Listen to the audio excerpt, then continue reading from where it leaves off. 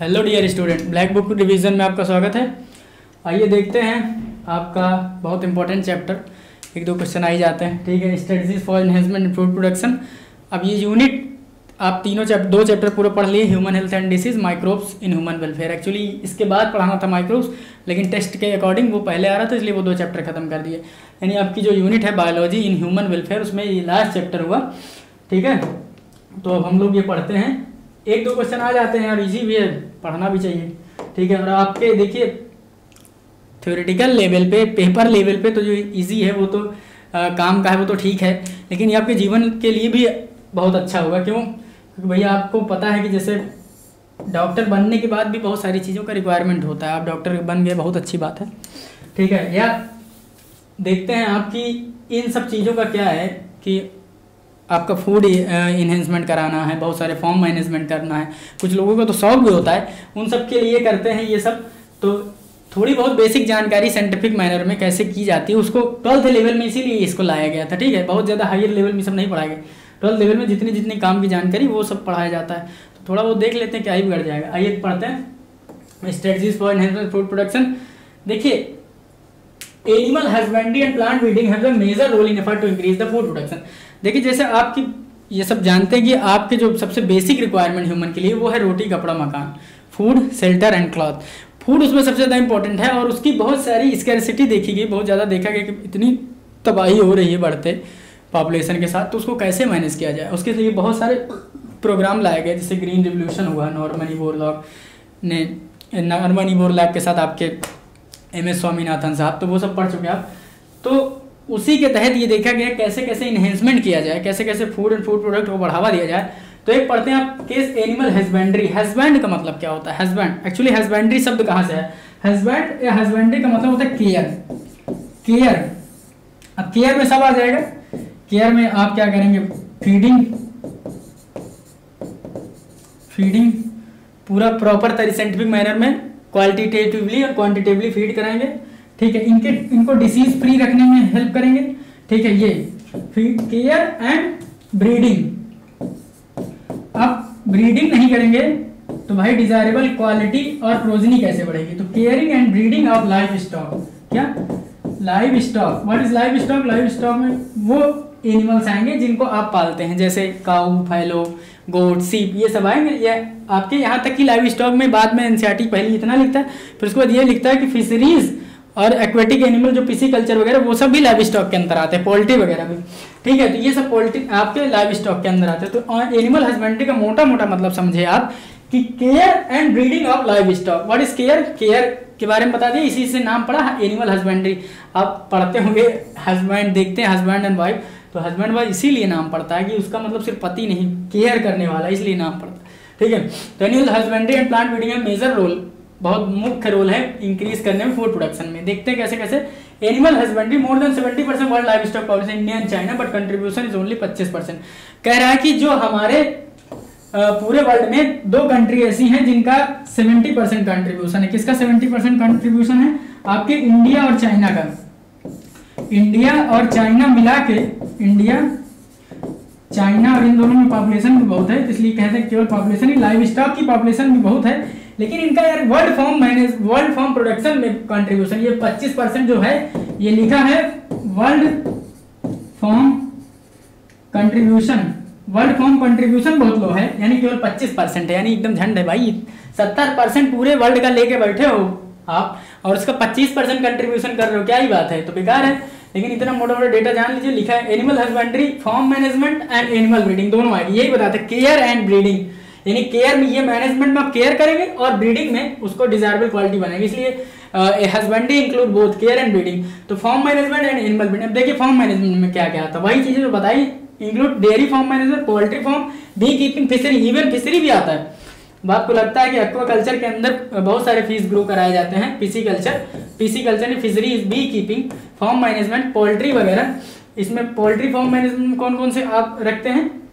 आप रखते हैं चिकन, टर्की बर्ड और इवन अदर बर्ड भी।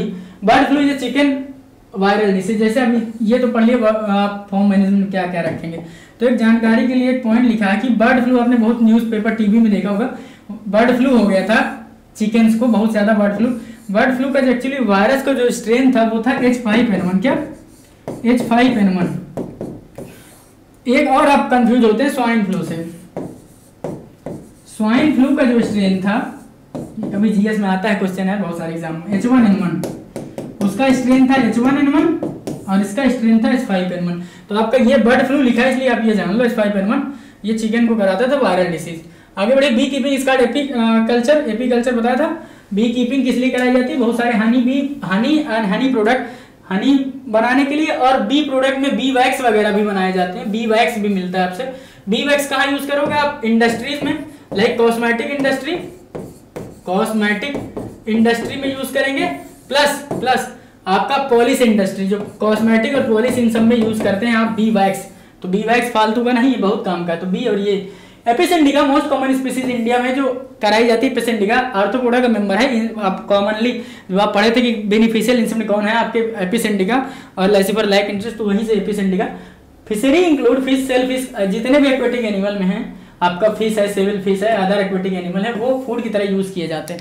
Blue revolution is rapid increase in the fish production. Fish production को बढ़ावा मिले तो नीली क्रांति यानी ब्लू रिवोल्यूशन कहते हैं। बहुत सारे रिवोल्यूशन है, जिस चीज का प्रोडक्शन होता है उसका रिवोल्यूशन कहलाता है अपना पर्टिकुलर। जैसे blue revolution, fish revolution, green revolution crop, जितने आपके सीरियल्स वगैरह के लिए थे, ग्रीन रिवोल्यूशन डन बाय एम.एस. Swaminathan along with Norman Borlaug. Silver रजत क्रांति, सिल्वर रिवोल्यूशन एग प्रोडक्शन, और व्हाइट रिवोल्यूशन आपका milk production, white revolution for milk and milk product, white revolution. Verghese Kurien है फादर ऑफ, वर्गीस कुरियन।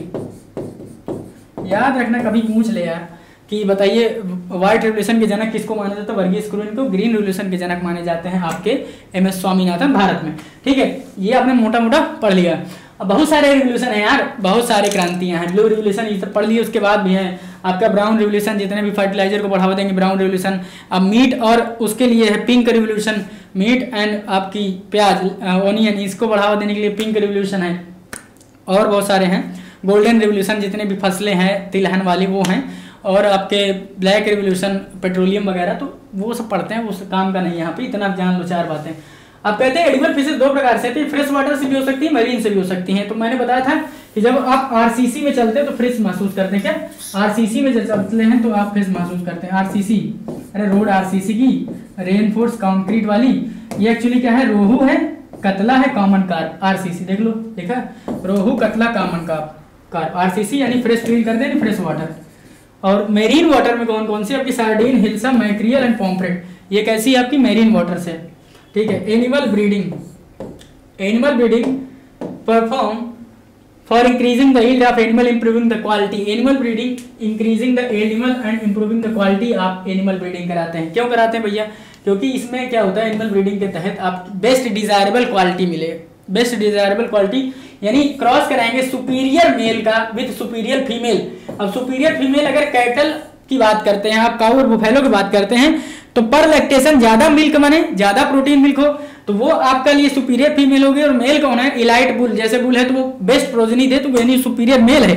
यानी सुपीरियोरिटी इस बेसिस पे करेंगे और सुपीरियोरिटी फीमेल का इस बेसिस पे करेंगे। तो मिल्क के बेसिस में फीमेल का चयन कर लेंगे, और बच्चा कितना अच्छा पैदा हो रहा है यानी ब्रीड कितना अच्छा दे रहा है, यानी ऑफस्प्रिंग कितना अच्छा बना रहा है, वो बुल यानी मेल के लिए कर लेंगे in the case of this.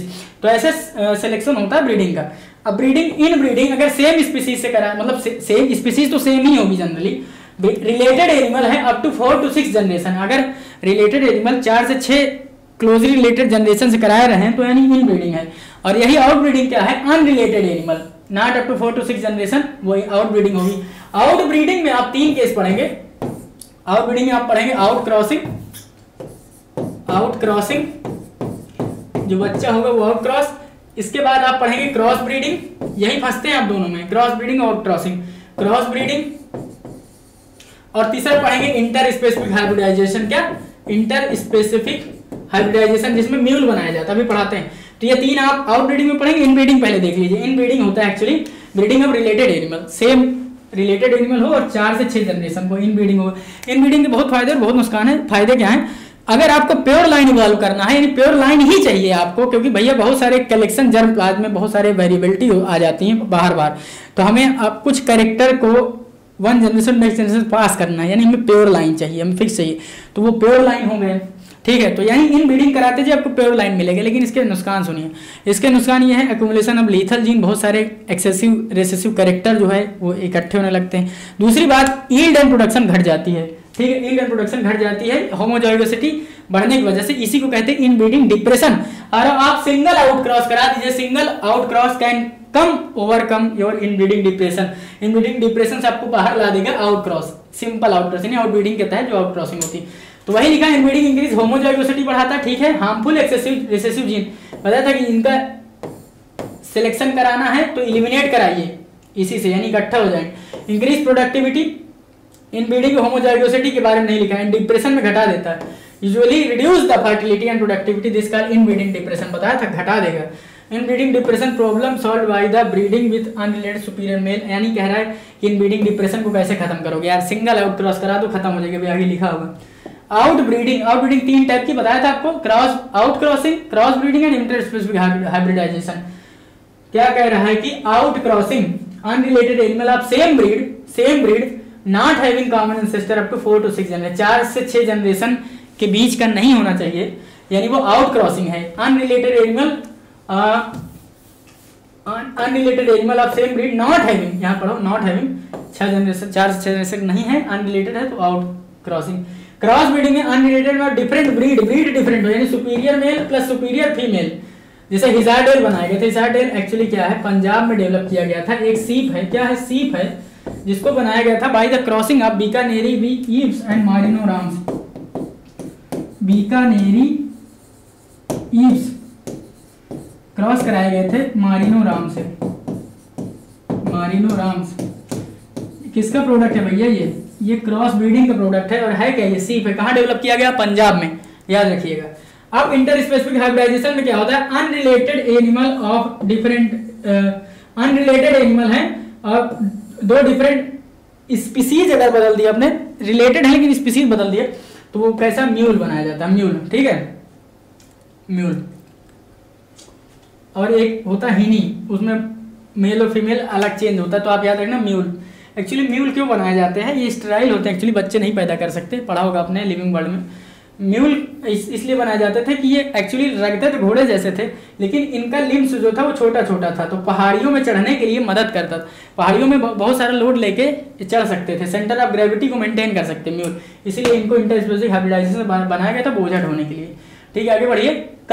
Control breeding experiment, artificial इंसेमाइनेशन इसलिए कराई भाई, सुपीरियर मेल का हमें सीमेन चाहिए और सुपीरियर प्रोजनी चाहिए, तो हमें आर्टिफिशियली इंसेमिनेट करा देंगे in the reproductive tract of that cattle. ठीक है, और एमओईटी मल्टीपल ओवुलेशन टेक्नोलॉजी क्यों लाई गई, एमओईटी क्यों लाई गई, एक्चुअली क्या हुआ, जैसे आपको पता है कि नॉर्मल सिचुएशन में, नॉर्मल कंडीशन में ओवा का एक अल्टरनेट ओवरी से एक ओवा मिलता है हर महीने, पर साइकिल मिलता है, एक साइकिल से एक। तो कहा गया कि अब हमें ज्यादा चाहिए इन द सेंस, तो आप क्या करिए, एफएसएच फॉलिकुलर स्टिमुलेटिंग हार्मोन को इंट्रोड्यूस करा देते हैं, इंजेक्ट कर देते हैं। तो अब जहां से एक मिलता है तो वहां 6 से 8 मिलने लगते हैं वो, और इसको नॉन सर्जिकली जो है कलेक्ट करके सर्वेट मदर में डाल दिया। सर्वेट मदर क्या होता है, जिसमें फर्दर एम्ब्रियोनिक डेवलपमेंट चलेगा, तो वो सर्वेट मदर हो गई। 6 से 8 नॉन सर्जिकली इसको कलेक्ट करते हैं by the technology of multiple ovulation technology, इसी का नाम पड़ा। और इसमें कौन सा हार्मोन, एफएसएच, याद रखना, देखो लिखा हुआ है कहीं, in MOET cow is invested with FSH, देखो लिखा है एफएसएच, फॉलिकुलर स्टिमुलेटिंग को, एफओएस फॉलिकुलर स्टिमुलेटिंग हार्मोन है, तो इसको बढ़ा देगी ना सुपर ओवुलेशन के लिए। द एग आर फर्टिलाइज सीमेन और बैटल, वो आर्टिफिशियल इंसेमिनेशन लिखा है। फर्टिलाइज 8 से 32 cell stage are recovered non surgically, याद रखना नॉन सर्जिकली रिकवर करते हैं 8 से 32, एंड ट्रांसफर कर दिया जाता है सर्वेट मदर्स में, यानी जिसमें फर्दर एम्ब्रियोनिक डेवलपमेंट होगा। यही है एमओईटी। 6 से 8 से 32 सेल तक भी जा सकता है। ठीक है, उसके बाद लिखा है plant breeding, agriculture account for approximate 33%। आपको पता है कि आपका देश, आपका भारत महान देश कृषि प्रधान देश है। कैसा, कृषि प्रधान देश है, जिसका 33% जीडीपी कृषि से आता है, और 62% लोगों का पॉपुलेशन, यानी 62% पॉपुलेशन लोगों की एग्रीकल्चर से आती है। यानी यूं कहूं तो 33% कंट्रीब्यूशन किसका है जीडीपी में 33%, यानी अगर 100 टोटल है तो उसमें 33% आपके एग्रीकल्चर से आएगा। और पूरी अगर 100% पॉपुलेशन में देखा जाए तो 62% पॉपुलेशन डिपेंड है, यानी वो एम्प्लॉयड है बाय द आपके एग्रीकल्चर। तो 62% पॉपुलेशन को एम्प्लॉय कर रही है और 33% जीडीपी। जीडीपी क्या है? ग्रास डोमेस्टिक प्रोडक्ट, ठीक है, लिखा है। हाइब्रिड वैरायटी आप high yielding variety disease resistant, ठीक है, बहुत सारे डिसीज रेजिस्टेंट वैरायटी प्रोड्यूस की गई। जो वीट की थी उसमें नाम याद रखना है आपको। वीट में थी सोनालिका, कल्याण सोना एंड एटलस 66, सोनालिका, कल्याण सोना, एटलस 66, एटलस 66। एंड राइस की जो वैरायटी थी Jaya Ratna, IR8, Taichung native first. IR8 and Taichung native first was developed by, IR8 को डेवलप किया था IRRI एग्रीकल्चर रिसर्च इंस्टीट्यूट, नहीं agriculture rice research institute, Philippines, पढ़ेंगे आप अभी, फिलीपींस से।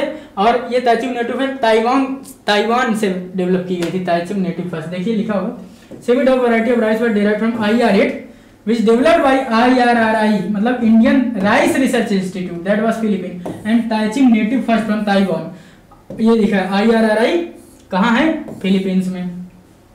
सैक्रम बारबेन, यहाँ दो केस आपको, एक केस पढ़ाते हैं जैसे शुगर केन का। एक्चुअली इसमें क्या लिखा हुआ है पूरे आप पढ़ते हैं पैरा में। दो स्पीसीज थी आपकी शुगर केन की, शुगर केन की दो स्पीसीज थी, ठीक है, कौन कौन सी? एक थी सैक्रम बारबेरी, एक थी सैक्रम बारबेरी और एक थी सैक्रम ऑफिसनेरम। क्या? सैक्रम ऑफिसनेरम। तो सैक्रम बारबेरी जो थी, सैक्रम बारबेरी, ये नॉर्थ इंडिया में ग्रो करती थी। नॉर्थ इंडिया बेल्ट में जहां जहां गन्ना होता है वहां ग्रो करती थी। और ये आपके ट्रॉपिकल रीजन यानी साउथ इंडिया में ग्रो करती। सैक्रम ऑफिसनेरम, अरे ऑफिशियल टाइप की है तो भैया उधर ही ग्रो करेगी याद करने के लिए, ठीक है। तो सैक्रम बारबेरी, लेकिन समस्या इसके साथ क्या थी कि इसका जो स्टेम था वो थिनर था, छोटे छोटे थिन स्टेम थे, यानी स्टेम का थिक नहीं था, मोटा नहीं था। तो जितना मोटा नहीं है भैया उतना ज़्यादा शुगर कंटेंट इसमें कम हो गया, यानी यील्ड कम हो गया, यानी प्रोडक्ट आपको कम मिलेगा, ये था। और जो सैक्रम ऑफिसनेरम का उसका थिक इंटरनोडल सेगमेंट यानी सेगमेंट थे और उसमें ज़्यादा शुगर कंटेंट हमें मिलता था। लेकिन एक समस्या था कि वो नॉर्थ इंडिया के इन्वायरमेंट में ग्रो नहीं करता था सैक्रम ऑफिसनेरम। तो क्या किया गया कि इसको क्रॉस करा दिया गया, सैक्रम बारबेरी का सैक्रम ऑफिसनेरम से क्रॉस करा दिया गया और बाद में जो प्रोजनी बनी उसमें सैक्रम ऑफिसनेरम का कंटेंट था, यानी वो शुगर क्वालिटी के लिए बहुत अच्छी थी और वो नॉर्थ इंडिया में ग्रो कर रही थी, यानी दोनों समस्या खत्म होगी। अब हमें बेटर यील्ड मिल रही है और ग्रोथ भी कर रही है सुटेबल एनवायरनमेंट में। यही था आपका पूरा लिखा है। Saccharum barberi grow North India but poor sugar content. Saccharum officinarum tropical cane grow in South India में ग्रो कर रही थी, had a thicker stem and sugar content but did not grow in north India में नहीं grow करती थी, वही बताया। आफ्टर ब्रीडिंग यानी क्रॉस कराने के बाद these get hybrid sugar cane variety able to in north India में ग्रो कराई गई और भैया उसका यील्ड भी अच्छी थी। Classical plant breeding involve hybridisation, crossing between artificial selection. ये कन्वेंशनल क्लासिकल तो बहुत पुराना सा चला आ रहा है, लेकिन अब हम लोग देखेंगे अभी plant breeding for disease resistant. कौन? ये देखिए इसमें बहुत इंपॉर्टेंट जो है दो टेबल बनी है, लेकिन इसमें हम 3 टेबल लेके आए हैं। क्यों?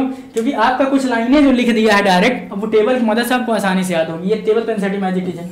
वीट की जो वैरायटी वो हिमगिरी है। कौन सी? हिमगिरी। अब हिम कहाँ? हिम का मतलब क्या होता है? बर्फ, और गिरी मतलब होता है पर्वत, पहाड़ टाइप में। तो नाम से ही बता रहा है कि हिमगिरी कहाँ होगी? हिल में, पहाड़ी। हिल वंड लीव एंड स्टाइप रस्ट याद करने के लिए, तो हिल वंड और स्टाइप रस्ट से डिसीज से रेजिस्टेंस कराएगी। कौन सी वैरायटी? हिमगिरी की। किसकी है? वीट की। ब्रासिका सरसों, ब्रासिका पूसा स्वर्णिम, पूसा स्वर्णिम। सरसों के खेत देखते हैं तो सोनाहुले कलर के, यानी स्वर्ण माने सोना, तो पीला पीला दिखाई देता है। तो ब्रासिका व्हाइट रस्ट से, इसको सफेद रस्ट से बचाता है ताकि ये अच्छा पीला पीला खिला रहे, यानी यील्ड बढ़े यार। तो ब्रासिका पूसा स्वर्णिम। कालीफ्लावर, व्हाट इज कालीफ्लावर? कालीफ्लावर की जो वैरायटी थी वो कौन सी थी? पूसा शुभ्रा। शुभ्रा का संस्कृत में मतलब होता है व्हाइट, सफेद, शुभ्रा। तो आप जब कालीफ्लावर देखते हो तो सफेद सफेद होते, ये बड़े बड़े होते हैं। तो कैसे होते हैं? ब्लैक रॉट एंड इसे पूसा स्नोबॉल, ये रेजिस्टेंट डिसीज थी, ये इनसे बचाती थी। पूसा शुभ्रा, पूसा, इसमें यहाँ भी इसको लिखना चाहिए, black rot and black rot and curl blight, black rot इससे बचाती थी, ठीक है। कौन सी वैरायटी? पूसा शुभ्रा की एंड पूसा स्नोबॉल K1, ये यहाँ लिखना चाहिए था, ठीक। अब काउपी क्या था? काउपी थी पूसा कोमल। थोड़ा मिटा देते हैं इसको तो अच्छे से दिखे आपको। अब काउपी, काउ माने गाय, कैसे याद करोगे? पूसा कोमल। गाय कैसी होती है? जनरली यार गाय कोमल होती है, देखने में बहुत मासूम होती है, उनकी आंखें वाँखें देखो तो गाय जो है बहुत कोमल होती है। आपको पत्नी कैसी चाहिए? बीबी कैसी चाहिए? जो गाय जैसी हो, कोमल हो, यानी बीबी चाहिए कोमल, यानी कैसी हो? गाय जैसी हो, यानी लड़ाई झगड़ा कम करे। बीबी, तो बी से याद रखना बैक्टीरियल ब्लाइट, और कोमल से पूसा कोमल वैरायटी थी, और काऊ की मटर थी, तो सब याद रिलेट हो गया। चिली, ये बताओ मिर्च जो है भाई पूरा सदाबहार है, हमेशा खाते हैं आप। वही ठंडी बरसात गर्मी में ऐसा होता है कि ठंडी चल रही, चिली नहीं मिल रही, नहीं खाएंगे, हर समय यूज होता है। इसलिए क्या है, ये सदाबहार है। और किससे बचाएगी, वायरल से। मोजैक जहां लग जाए, आप समझ ही रहे वायरस से, तो चिली मोजैक वायरस, सीएम भी, एंटीएम भी, मोजैक वायरस, टोबैको, और ये क्या करा देते, लीव का कर्ल करा देते। तो leaf curl tobacco mosaic virus, chilli mosaic virus से बचाते चिली को। ये थे वैरायटी जो डेवलप किए गए थे रेजिस्टेंस के खिलाफ। अब एक टेबल आप पढ़ेंगे जहाँ पेस्ट से रेजिस्टेंस टू पेस्ट मिलेगा आपको, तो वो टेबल पेस्ट के लिए है, और कौन कौन सी क्रॉप है, कौन सी वैरायटी, कौन पेस्ट से, तो वो पढ़ेंगे हम लोग। अभी आपने डिसीज से पढ़ा, अब आइए आगे बढ़े। Classical breeding transfer of resistance gene are received by hybridisation with targeted and source plant. वही कह रहे हैं कि क्लासिकल ब्रीडिंग में हम क्या कराते थे कि जीन को अचीव कराना तो हाइब्रिडाइजेशन करा देते थे, यानी टारगेट जिसको लेना है और जिस सोर्स से पौधे से उससे निकाल के ब्रीडिंग करा देते थे। This is resistant plant have developed mutation breeding and other classical conventional breeding के तहत कराया जाता है। बेकार म्यूटेशन ब्रीडिंग सब पढ़ेंगे आप अभी। म्यूटेशन ब्रीडिंग, यम से म्यूटेशन, यम से मूंग बीन, तो मूंग बीन में कराया गया था म्यूटेशन ब्रीडिंग, जो रेजिस्टेंट था येलो मोजैक वायरस YMB से। किसमें, ऐसे वाई बनाओगे, येलो मोजैक वायरस से बचाएगा, और पाउडरी माइल्ड्यू से बचाएगा। भिंडी, एक प्रजाति पड़ी भिंडी की, Abelmoschus esculentus, resistance to yellow mosaic virus, Parbhani Kranti. Actually ये एबेलमोस्कस एस्कुलेंटस जो भिंडी थी उसका रेजिस्टेंस प्रोवाइड किया गया था येलो मोजैक वायरस से, और वो जो वैरायटी थी वो थी प्रभानी क्रांति। फंसना नहीं कि भिंडी देके कोई भी लगा दो। एक्चुअली भिंडी की एबेलमोस्कस एस्कुलेंटस ये साइंटिफिक नेम है, इसका बोटेनिकल नेम है भिंडी का एबेलमोस्कस एस्कुलेंटस, जिसकी वैरायटी थी प्रभानी क्रांति, जिसमें कराया गया था ये म्यूटेशन ब्रीडिंग, जो रोकता था उसे येलो मोजैक वायरस से। ये पढ़ो ऐसे। देखिए रेजिस्टेंस बताया था अभी कि पेस्ट, ये वाली टेबल एनसीईआरटी में नहीं है, लेकिन इसकी लाइनें लिखी एनसीईआरटी में, तो उसी को बना दिया गया है आपको टेबल के फॉर्म में, ताकि आपको याद रहे। देख लेना, आपको एनसीईआरटी लिखा है, कह रहे हैं भैया ऐसा क्या क्या मॉर्फोलॉजिकल, फिजियोलॉजिकल और फंक्शनल चेंज लाए प्लांट के अंदर, ताकि उसको बचाया जा सके प्लांट को इन सबसे। तो क्या फंक्शनल चेंज करेंगे, हेयर ऑन द लीफ, पत्तियों में बहुत सारे हेयर, यानी मॉर्फोलॉजिकल चेंज कर दिया आपने। तो क्या बचे, किसको बचाएगा, कॉटन को जैसिड से बचाएगा। सॉलिड स्टेम अगर ला दिया, वीट और कॉटन दोनों में अगर पत्तियों में हेयर पाए जाएंगे, बहुत सारे हेयर पाए जाएंगे, तो वो जैसिड को रोकेंगे, इनहिबिट करेंगे, खाने नहीं देंगे, तो बच जाएगी फसल। अब वीट का वैरायटी अगर सॉलिड स्टेम कर दिया जाए, स्टेम को सॉलिड कर दिया जाए, जैसे ये स्टेम है, तो जब इसमें चोंच मारते थे सब, अलग चोंच नहीं मारना इन द सेंस, जब अपना डंग गड़ाते थे इसमें, और इसमें जो है वो नेक्टर को ले जाते थे, पूरा सैप को चूस लेते थे, खराब कर देते थे। तो ऐसा किया जाए कि इसको सॉलिड ना कर दिया जाए कि वो छेद ही ना पाए। जब सॉलिड कर दिया जाएगा इसे, तो वो नहीं कर पाएंगे। स्टेम साफ्लाई जो इस पर फीड करते थे वीट पे, तो उसको सॉलिड करके बचा लिया गया। Smooth leave and nectar less, अगर देखिए बोलबम वगैरह क्यों करते हैं, क्योंकि उनको चाहिए नेक्टर, और स्मूथ चिकनी पत्तियां देखे तो घुस गए। अब इसको क्या करो, स्मूथ कर दो तो फिसल जाएंगे, और नेक्टर लेस कर दो तो कॉटन में बचाया गया बुलबम से। हाई एस्पार्टिक एसिड बढ़ा दो, कंटेंट कर दो नाइट्रोजन का कम, और शुगर कंटेंट भी लो कर दो, यानी एस्पार्टिक एसिड कम होना चाहिए और नाइट्रोजन शुगर ज्यादा होनी चाहिए, तब ये मेज स्टेम बोरर को अट्रैक्ट करेगा। लेकिन हमने उल्टा कर दिया, एस्पार्टिक एसिड को बढ़ा दिया, जो इसको पसंद नहीं था, स्टेम बोरर को बढ़ा दिया, और जिसकी वजह से आते थे नाइट्रोजन शुगर कंटेंट, उसको घटा दिया, यानी मेज को इससे बचा लिया, इस आपके मेज स्टेम बोरर से। बात समझ में, ये याद करना, टेबल ऐसे लिख लेना, तो बड़ा कर देता हूँ, स्क्रीनशॉट भी ले सकते हो, ठीक है। ऐसे आप इसे ले सकते हैं स्क्रीनशॉट, ठीक है। ये हो गया। अब plant breeding for insect pest में आगे बढ़िए। इंसेक्ट पेस्ट में क्रॉप है, वैरायटी देखिए ब्रासिका, रेपसीड मस्टर्ड, जिसे पूसा गौरव कहते हैं। इंसेक्ट पेस्ट कौन बचाएगी, एफिड से, ठीक है, aphid. Flat bean, Pusa same second, Pusa same third, ये फ्लैट बीन थी, और ये एफिड जैफ याद रखना है यहाँ, jassid aphid and food borer से बचाएंगी, और ये वाली केवल एफिड से। ओकरा भिंडी, देखो वहां पे भिंडी के कौन सी वैरायटी, प्रभानी क्रांति थी। यहाँ पूसा सामान्य और पूसा A4 है, जो फ्रूट बोरर और सूट बोरर, यानी इन पेस्ट से बचाएगी। ये देखो इंसेक्ट पेस्ट का टेबल है, और वो कैसा था, वो डिसीज से रिलेटेड था, याद रखना। देखिए plant breeding and improving food quality. Plant breeding क्यों कराया गया, क्योंकि फूड की क्वालिटी बढ़ानी है, तो हमें कराना पड़ेगा प्लांट ब्रीडिंग। यहाँ पे एक बहुत अच्छा डेटा लिखा है एनसीईआरटी ने।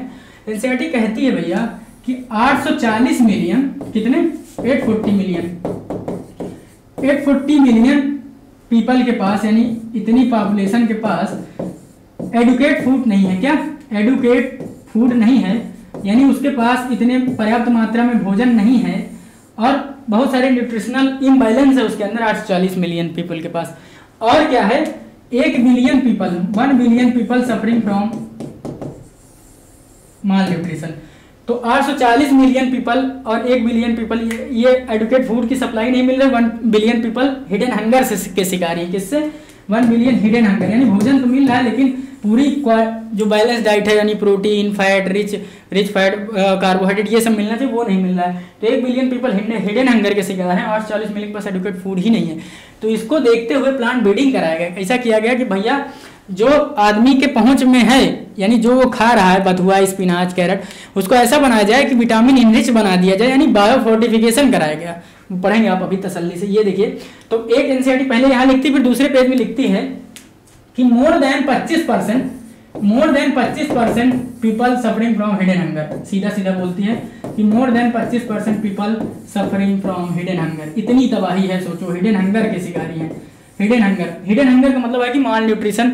हिडन हंगर माल न्यूट्रिशन के शिकारी हैं, यानी हिडन हंगर का मतलब है भोजन तो ले रहे हैं लेकिन उनमें बहुत सारे पोषक तत्वों की कमी है, जिसकी वजह से उनकी मेंटल एबिलिटी घट जाएगी, लाइफ स्पैन घट जाएगी। ये साफ साफ लिखा है, मोर देन 25%। और इतना डेटा ये है, तो स्टेटमेंट में कभी आ जाए तो आप देख लेना, ठीक है। तो उसके लिए क्या लाया गया? प्लांट ब्रीडिंग इंप्रूवमेंट किया गया भैया कि प्लांट ब्रीडिंग कराओ। Hidden hunger suffering deficiency micronutrient protein बताया था। हिडन हंगर बायो फोर्टिफिकेशन लाया गया था। Breeding of crop with higher level of vitamin and mineral बना दिया जाए ताकि हेल्दियर फैट वगैरह सब मिल सके। तो बायो फोर्टिफिकेशन यही कहानी है कि ब्रीडिंग है क्रॉप की, जिसमें ये सारी चीजें आप इनहेंस करेंगे, बढ़ाएंगे। मेज hybrid were developed that had twice the amount of amino acid lysine. अब मेज की वैरायटी में देखा गया कि अमीनो एसिड लाइसिन और ट्रिप्टोफैन की कमी थी, तो उसको ट्वाइस 2 गुना बढ़ा दिया गया बायो फोर्टिफिकेशन से। एटलस 66 जो व्हीट की वैरायटी थी, एटलस 66, उसमें क्या था? हाई प्रोटीन कंटेंट था। कैसा कंटेंट था? High protein content. ये बनाया गया। Iron enrich, iron fortified content 5 time rice then iron. देखो, नॉर्मल आयरन में अगर 1% है तो आयरन, तो उसमें 5, मतलब उसके 5 गुना आयरन बनाया गया इसमें आपके आयरन फोर्टिफाइड राइस वैरायटी में। तो ये चीजें आप याद रखिएगा कि 840 मिलियन पीपल जो है आपके बेचारे एडुकेट फूड ही नहीं है, और आपके 1 बिलियन पीपल जो हैं वो हिडन हंगर के शिकारी हैं, यानी उनको प्रॉपर बैलेंस डाइट, यानी प्रोटीन, फैट, कार्बोहाइड्रेट ये प्रॉपर नहीं मिल रहा है। यानी मोटा मोटा कहें तो more than 25% population of India suffering from hidden hunger and mall nutrition. इससे क्या होगा? लाइफ स्पैन क्या होगी? घट जाएगी, और ये बेचारे इनकी मेंटल एबिलिटीज भी घट जाएगी। तो इसके लिए बायो फोर्टिफिकेशन कराया गया भैया। इन चीजों का, यानी आपका विटामिन, प्रोटीन, इन सब की कंटेंट को आप बढ़ा दीजिए। तो वही लाया गया प्रोग्राम में। देखिए, विटामिन ए इनरिच जो फसल आई आपकी, वो आई कैरेट, स्पिनाच एंड पंपकिन। अब आप भूल जाएंगे, आप ये भूल जाएंगे कि कौन सा विटामिन ए इनरिच है, कौन सा आयरन कैल्शियम है, और कौन सा प्रोटीन इनरिच है। तो विटामिन ए को कैसे याद करोगे? पीसीएस याद रखना। क्या? पीसीएस, पंपकिन, आपका कैरेट और spinach. Pumpkin, carrot, spinach vitamin A enrich था। विटामिन सी इनरिच कौन सा था? बीटर गॉड, बीबी मस्त। विटामिन सी तुम्हें कैसे चाहिए? बीबी कैसे चाहिए? मस्त। केवल ट्रिक है भाई याद करने के लिए, वास्तविकता से कोई रिलेशन नहीं है। वास्तव बीबी मस्त। देखिए, बथुआ, बीटर गार्ड, मस्टर्ड यहाँ एमएस से, और टी से टोमेटो, तो बीबी मस्त से। ये ट्रिक हो गई पीसीएस पहले वाले के लिए, दूसरे वाले के लिए। अब आयरन एंड कैल्शियम इनरिच जो बनाना है, एक विटामिन ए वाले से उठा लो, एक विटामिन सी से उठा लो, यानी याद तो आपको ऊपर के 2 हैं। तो आयरन कैल्शियम, देखिए यहाँ स्पिनाच लिखा है जो विटामिन ए इनरिच भी है, और आपका बथुआ इसमें है। अब आपको फंसाए गए हैं, बथुरा लिखा है, बथुआ होगा, आपको फंसाएगा। पता क्या फंसाएगा? कहेगा कि ऐसा स्पीशीज बताओ जो विटामिन ए इनरिच भी हो और सी भी हो, और उसमें आयरन कैल्शियम भी हो। तो ये स्पिनाच एंड बथुआ अच्छा क्वेश्चन बन सकता है यहाँ से। स्पिनाच एंड बथुआ actually having all the property. अब विटामिन ए की भी प्रॉपर्टी विटामिन सी की भी है, और आयरन और कैल्शियम की है, तो इसलिए आपको ये खाना चाहिए विटामिन। प्रोटीन यार तुम तो पता ही है कि बचपन से दाल वाल सुनते हो, दाल में बहुत ज्यादा प्रोटीन होता है। तो वही लिखा है कि ब्रॉड मतलब फ्रेंच बीन, गार्डन पी, जितने भी दलहनी वाली फसलें हैं उसमें प्रोटीन इनरिच ज्यादा है। बस खत्म। Single cell protein, what is SCP? देखा गया कि भैया आपके जो न्यूट्रिशन में बहुत सारे लोगों को कमी हो रही है, बहुत सारा मिल रहा है माल, तो क्या किया? अनाजों की कमी होने लगी, ग्रेन्स की कमी होने लगी। तो कहा गया भैया ग्रेन से क्या करिए आप, ग्रेन से, अनाज से आप मीट की तरफ शिफ्ट होइए। कहाँ? ग्रेन से आप मीट की तरफ शिफ्ट होइए। अब क्या समस्या आई कि ग्रेन से मीट की तरफ शिफ्ट होने में ये हुआ भैया ग्रेन की आपकी सस्टेनेबिलिटी कम हो जाएगी, आप मीट पर निर्भर करेंगे। लेकिन देखा गया मूर्खता ये थी कि 1 किलो मीट चाहिए, जैसे 1 kg आपको रिक्वायर्ड है, आपको 1 kg मीट चाहिए, तो उसके लिए क्या देखा गया कि 6 से 8 किलो अनाज खत्म हो जा रहा है। कितना? 6 से 8 किलो। अब क्या थी, तो भारी समस्या थी, 1 किलो मीट के लिए 6 से 8 किलो खत्म हो जा रहा है अनाज। तो ये कहा गया मीट का कॉन्सेप्ट गलत है भैया। तो क्या करो, भोजन कहां से पैदा करो? सिंगल सेल प्रोटीन से। सिंगल सेल प्रोटीन का मतलब एक सेल वाली नहीं बना रही, एक्चुअली माइक्रो ऑर्गेनिज्म यूज होंगे जिनका बायोमास प्रोडक्शन बहुत हाई होगा, यानी बहुत कम मात्रा में बहुत ज्यादा आपको फूड मिलेगा। अभी एक एनालॉजी पढ़ाऊंगा कि 250 ग्राम का मिथाइलोट्रोपस जो है वो 250 टन आपका दे देता है प्रोटीन। अभी इसके नीचे है, पढ़िए। तो alternate source of protein is SCP, protein का जो सिंगल सेल प्रोटीन सोर्स है, ठीक है। माइक्रोब्स, देखो माइक्रोब्स लिखा है, केवल सिंगल सेल नहीं, माइक्रोब्स यूज होते हैं गुड प्रोटीन के लिए, जैसे ब्लू ग्रीन एल्गी वगैरह, ठीक है। सर्टेन बैक्टीरियल मिथाइलो, ये लिखा है methylophilus methylotrophus because of high rate of biomass production growth can be accepted to 25 ton of protein. Actually देखा गया कि जो 2.5 किलो की गाय थी, क्या 250 kg की काऊ थी, वो 200 ग्राम मिल्क देती थी। कितना? 200 ग्राम मिल्क पर लैक्टेशन देती थी। जबकि देखा गया कि बेचारा 250 ग्राम का मिथाइलोट्रोपस, मिथाइलोफिलस मिथाइलोट्रोपस है, वो आपका 25 टन दे रहा है। कितना? 25 टन प्रोटीन दे रहा है। तो कौन सा बेटर है भैया, इतने कम मात्रा में और इतना वो। और दूसरी बात, एक खास बात ये समझो कि इनको ग्रो कराना बहुत आसान था। बहुत सारे इंडस्ट्रीज थी जो चिप्स वगैरह बनाती है, यानी पोटैटो का कारोबार बहुत ज्यादा होता है, मोलासेस सीरा वगैरह बनता है, तो उनके वेस्ट वाटर से ही बना लो, मतलब वेस्ट वाटर उनकी इंडस्ट्री से निकल रहा है, उससे ही आप इनको सिंगल सेल प्रोटीन को ग्रो करा लो, उससे मिल जाएगा आपको। और दूसरी बात, एक खास बात क्या, आपको सिंगल सेल प्रोटीन मिल गई, उसका वेस्ट से कर लिया, मतलब वेस्ट यार खाली है तो काम भी कर लिया। दूसरी बात, पोल्यूशन से भी राहत मिल गई। ये चाहिए लिखे ये बात एनसीईआरटी में, यही बात लिखा है, एक्सपेक्टेड 25 टन। आगे बढ़ो। टिश्यू कल्चर का 1000 of whole plant could be regenerated from plant that is called x plant.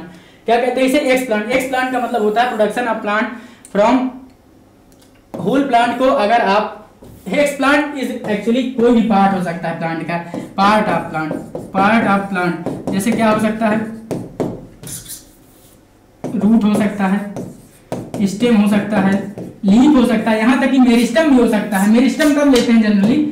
Meristem जब लेते हैं जब हमें टिश्यू कल्चर फ्री चाहिए वायरस से, वायरस फ्री चाहिए अगर आपको, तो आप क्या करिए, मेरिस्टम करें। एक्चुअली वायरस इसमें मेरिस्टम है, मेरिस्टम मतलब डिवीजन बताया था। मेरिस्टम में इतनी तेजी ग्रोथ होती है कि वायरस इसकी मशीनरी को हाईजैक ही नहीं कर पाता, और इतनी तेजी से ग्रोथ हो जाती है, इसलिए वायरस फ्री होता है आपका मेरिस्टमेटिक कल्चर। तो इसीलिए कहा गया कि कोई भी एक्सप्लांट, कोई भी आप पार्ट उठाइए, शॉर्ट टाइम में माइक्रो प्रोपागेशन करा लीजिए। बैट याद रखना, bat, BAT bat, banana apple tomato produce commercial scale this method, इसी मेथड से इसको बनाया जा रहा है। मेरिस्टम कल्चर बनाना शुगर केन बाप्स, इसको कैसे याद रखो, बनाना शुगर, अरे बच्चा इसको याद रखना बैट से, यानी बैट से आपका एक्सप्लांट निकाल के प्रोग्राम कराया जा रहा है। और जो बाप्स हैं बनाना और पोटैटो और शुगर केन बाप्स, ये कैसे हैं? ये मेरिस्टमेटिक कल्चर से बनाया जा रहा है, मेरिस्टमेटिक से, लिख लो कहीं एनसीईआरटी में, मेरिस्टमेटिक से, यानी ये वायरस फ्री कल्चर है। सोमेटिक हाइब्रिडेशन, पोटैटो एक्चुअली क्या हुआ था कि पोटैटो और टोमेटो से उठाया गया था और इनको दोनों को फ्यूज करा के क्या बना दिया गया था, पोमैटो। एक्चुअली बहुत ज्यादा सक्सेसफुल नहीं हुआ, डिजायरेबल कैरेक्टर उतना अच्छा नहीं मिला, यानी पोटैटो और टोमेटो को सोमेटिक हाइब्रिडाइजेशन से करा के पोमैटो कर लिया जाता है। एक्चुअली पोटैटो का पहले लिसिस करा, इससे इथाइलिन ग्लाइकॉल बहुत सारे पेक्टिनेज वगैरह डाल के प्रोटोप्लास्ट बनाया गया था, जिसे पोमैटो कहा गया था। पोटैटो प्लस टोमेटो का मिक्सिंग बहुत ज़्यादा अच्छा नहीं चला, बहुत ज़्यादा आपके डिजायरेबल कैरेक्टर नहीं पड़े मिले, खत्म हो गया क्या यार माइक्रोब्स इन ह्यूमन। चलिए यहीं तक था ही। प्लांट ब्रीडिंग में बहुत सारे स्टेप हैं, पहले आप डिजायरेबल कैरेक्टर को चुनिए, इवेलुएट करिए, फिर उसको वो करिए, फिर टेस्टिंग, कमर्शियलाइजेशन, वो स्टेटमेंट देख लेना कौन कौन से स्टेप है, वो इस पर नहीं मेंशन था। बस यार लगभग एनसीईआरटी के सारे पॉइंट रिकवर हो चुके हैं, और जो इम्पोर्टेंट था स्पेशली, और कम टाइम में भी तो देना होता है, ये भी तो एक बना रहता है भाई। 1 2 3 4 क्लास में आप इसे पढ़ते हैं, थोड़ा थोड़ा पढ़ते हैं तो बहुत सारी चीज़ें बताई जा सकती है, लेकिन काम का आपके एग्जाम के लेवल से बहुत इनफ है, मोर देन सफिशिएंट इनफ है। ठीक है, सेमी डॉफ वैरायटी बताई थी आपको, सेमी डॉफ मतलब ना बहुत लंबी हो ना बहुत बड़ी, उससे सेमी डॉफ वैरायटी चाहिए रहा इसकी। तो ये सब आपने देख लिया, ठीक है। तो कल इसका पेपर डिस्कशन में स्वागत है आपका, मिलिए कल पेपर डिस्कशन करते हैं, देखते हैं क्या क्या एनसीईआरटी की जो ये पॉइंट है वो सारे क्वेश्चन में काम आते हैं। वो तो मैंने पीछे चैप्टर जितने करा दिए हैं आपके सारे, आप लेक्चर देखिए उसके बाद पेपर मिलाइए, बहुत सारी चीज़ें आपको एज इट इज मिल जाएगी। और पेपर में भी मैं ये कोशिश करता हूँ कि एनसीईआरटी की एक एक चीज़ को रिकवर किया जाए, जो चीज़ नहीं पूछी उसको भी लपेटा में लिया जा सकता है, क्योंकि भैया अगली बार जब क्वेश्चन बनेगा तो इससे पूछ के नहीं बनेगा यही आओ, कुछ भी आ सकता है। एनसीईआरटी में जो लिखे वो सब पढ़ाएंगे, हम सब पढ़ेंगे, ठीक है। तो तब तक अपना ध्यान रखिए, स्वस्थ रहिए, मस्त रहिए, पढ़ते रहिए, ठीक है। मिलते हैं कल पेपर डिस्कशन में, तब तक के लिए थैंक यू, धन्यवाद।